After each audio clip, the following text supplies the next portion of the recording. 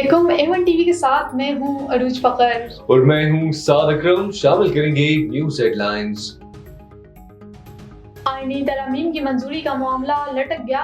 कौमी assembly senate इजलास गैर मुआयना मुद्दत के लिए मौखर। हुकूमत की मौलाना फजल रहमान को मनाने की एक और कोशिश।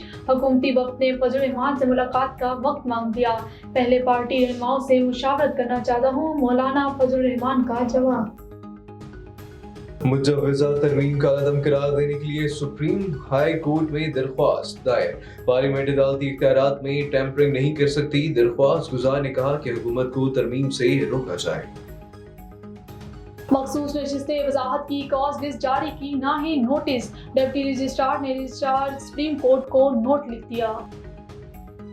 मकबूजा कश्मीर में मुतनाज़ा हल्का बंदियां की गईं। हुर्रियत कायदीन ने कहा कि मोदी सरकार ने वादी में इंतखाबात का ढोंग रचाया। कश्मीरी मोदी सरकार के मुनफी हथकंडों से मरऊब नहीं होंगे। हुर्रियत कायदीन का आलमी बिरादरी से मुजालिम का नोटिस लेने का मुतालबा। न्यूज़ स्टूडियो से फिल वक्त इतना ही। मजीद खबरों और अपडेट्स के लिए देखते रहिए A1 टीवी। A1 टीवी, सब पे नजर, अंदर की खबर।